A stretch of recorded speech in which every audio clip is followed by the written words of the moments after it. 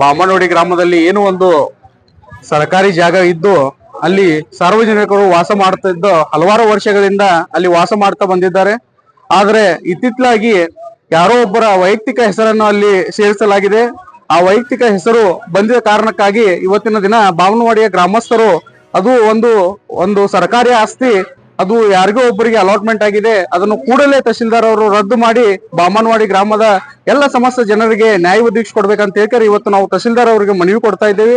ಆದಷ್ಟು ಬೇಗನೆ ಅದು ಏನೋ ಒಂದು ಒಬ್ಬ ಪರ್ಸನಲ್ ಆಗಿ ಒಬ್ಬರ ಹೆಸರು ಏರಿದೆ, ಅದನ್ನು ಆದಷ್ಟು ಬೇಗ ಕಮ್ಮಿ ಮಾಡಿ ಅದನ್ನು ಸರ್ಕಾರಿ ಜಾಗ ಅಂತ ಹೇಳ್ಕೇರಿ ಘೋಷಣೆ ಮಾಡ್ಬೇಕಂತ ಹೇಳ್ಕೇರಿ ತಹಶೀಲ್ದಾರ್ ಅಲ್ಲಿ ಇವತ್ತು ನಾವು ಮನವಿ ಮಾಡ್ಕೊತಾ ಇದ್ವಿ.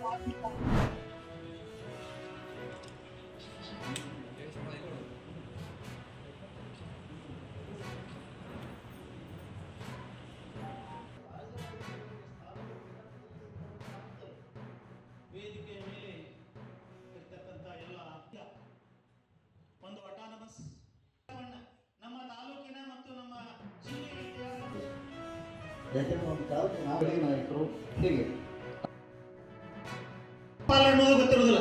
ಯಾಕೆ ಈ ಮಾತನ್ನ ಹೇಳ್ತಾ ಇದ್ದ ಅಂತಂದ್ರೆ, ನೀವು ಯಾವ ಕಾಲೇಜಿನಲ್ಲಿ ನೀವು 3 ವರ್ಷ 5 ವರ್ಷ ನೀವು ಕಲ್ತಿದ್ದೀರೋ ಅಂತ ಕಾಲೇಜಿನಲ್ಲಿ ಇರ್ತಕ್ಕಂಥ ಒಂದು ಪ್ರಾಂಶುಪಾಲರ ಬಗ್ಗೆ ಆಗಲಿ, ಆ ಕಾಲೇಜಿನ ಬಗ್ಗೆ ಆಗಲಿ, ನಿಮಗೆ ಕಲಿಸತಕ್ಕಂಥ ಒಂದು ಗುರುಗಳ ಬಗ್ಗೆ ಆಗಲಿ, ನಿಮಗೆ ಏನಾದರೂ ತಿಳುವಳಿಕೆ ಇದ್ರೆ ನೀವು ಅವರು ಏನು ಪಾಠ ಮಾಡಿದ್ದಾರೆ, ಬೋಧನೆ ಮಾಡಿದ್ದಾರೆ, ಅದರ ಮೇಲೆ ನೀವು ಮುಂದಿನ ಇತಿಹಾಸವನ್ನ ಓದಲಿಕ್ಕೆ, ಮುಂದಿನ ಇತಿಹಾಸವನ್ನ ರಚನೆ ಮಾಡಲಿಕ್ಕೆ ನಿಮಗೆ ಅನುಕೂಲ ಆಗುತ್ತಂತ ಈ ಸಮಯದಲ್ಲಿ ನಾನು ಹೇಳಲಿಕ್ಕೆ ಇಷ್ಟಪಡ್ತಾ ಇದ್ದೇನೆ.